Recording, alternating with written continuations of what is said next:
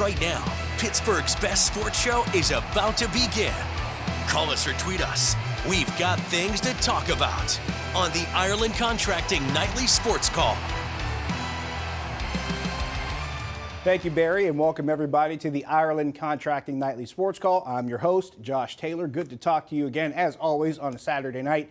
We got a lot to get into. Steelers and Colts tomorrow in Indianapolis. Could the Steelers go 4-0? We'll break it down. Paul Skeens made his final start of his rookie season today at Yankee Stadium. He shuts down the Yankees with 2 perfect innings. Should he have thrown a little bit longer? Did you expect to see more? We'll discuss that too.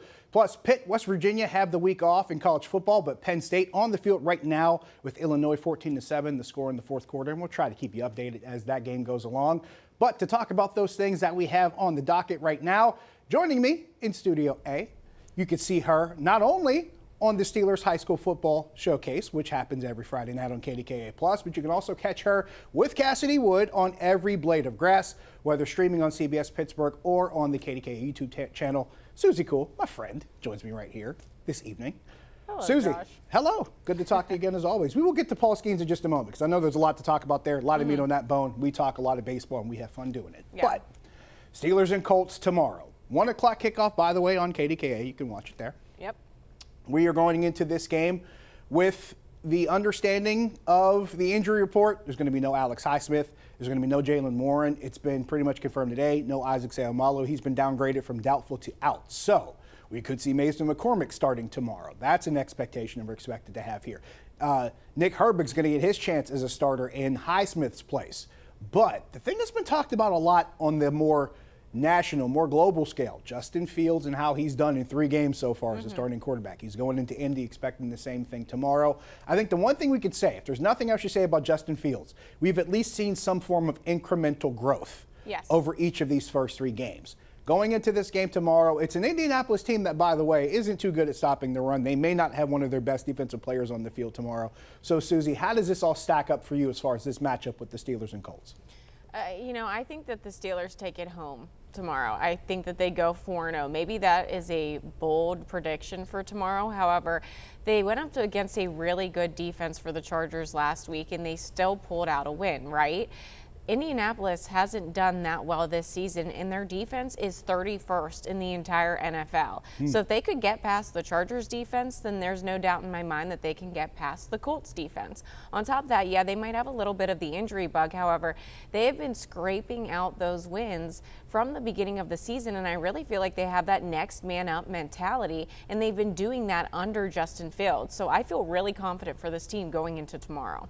Yeah, if you talk about the next man up mentality, I think it makes perfect sense. They've done it at the quarterback position. They're going to have to do it at running back. They've had to do it already in the offensive line. They've had to do it in the defensive backfield. Now they got to do it also at the outside linebacker position. It seems like they've been facing these challenges pretty much since training camp. And so far they've answered the bell, which is what you call a good problem. That's what you call, with depth, that being an issue. When you got guys ready to go, and not only younger guys, but guys that have been around for a while and have some experience and have been familiar with the system. And that's not counting the fact that they went out and found guys who were previously here, like James Pierre, like Terrell Edmonds, that you bring in, and that adds to more depth, just in case, God forbid, something else happens. And we've seen that. We've seen it at inside linebacker. We've seen it at safety, where they've been 6 or 7 guys deep at a position. So when you get to that particular situation where you have to have guys step in and those guys are capable, it makes you feel a lot better about it.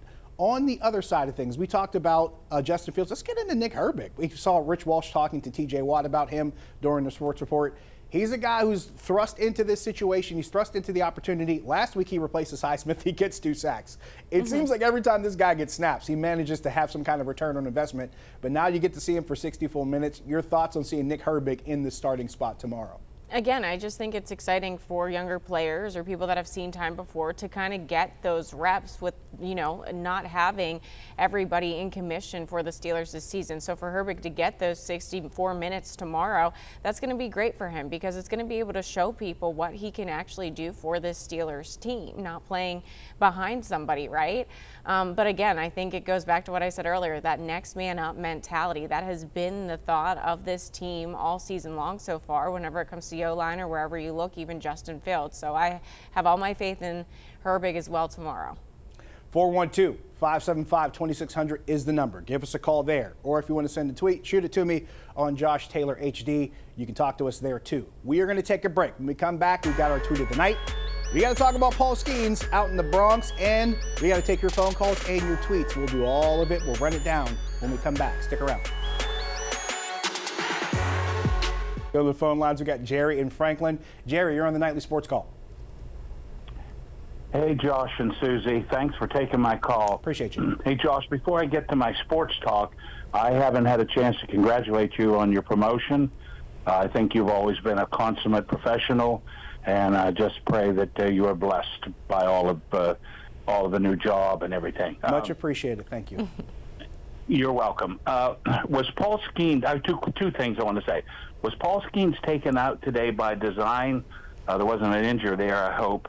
And the second thing is watching the Penn State game. Boy, I'm just surprised at how many bad calls that Coach Franklin has made on when he goes for it on fourth down, going for it on 4th and 4, and not going for it on 4th and inches. And well, I'm glad Penn State's winning here. It's 21-7. I don't know if you can see it with 25 or 34 seconds left. Yeah, they're pulling away here, and thank you for the call. And thank you for the kind words too. I was going to mention this at the end of the show, but some changes being made. This is probably the last time you'll see me in this space for the foreseeable future, because I'm kind of making the switch over to news, and we'll be doing that lock, stock, and barrel. So it has been an honor, but thank you, Jerry, for the kind words.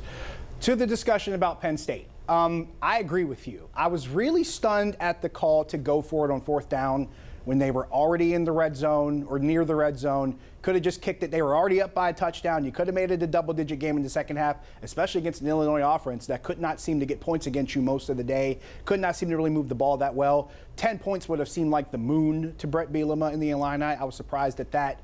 And some of the officiating has not been great, too, in this game. But, yeah, it's been a slugfest with Illinois and Penn State. I don't know what it is with Illinois and Penn State playing in Happy Valley and how those games get so ugly. If you remember the multiple overtime game that happened a couple years ago, we won't go too far into detail. But yeah, I think this is one that probably shouldn't have been as complicated for Penn State, Susie. I think the defense did everything to keep them in the game. The offense could not seem to get over the hump when they needed to. But in the second half, they're outscoring them 14-0. So something's going right after a halftime. Yeah, and it is the whiteout at Penn State this weekend as well, so maybe they're feeding off that a little bit in the second half with those fans getting a little riled up. Cassidy Wood and I were watching the game upstairs prior to Nightly Sports Call, and we were like, wow, that would be really cool to be a part of. So they at least have that going for them right now. That atmosphere in Happy Valley for a whiteout, it is one of the coolest things you see in college football. Yes. If there's things I like to look at, I love looking at the whiteout in Penn State.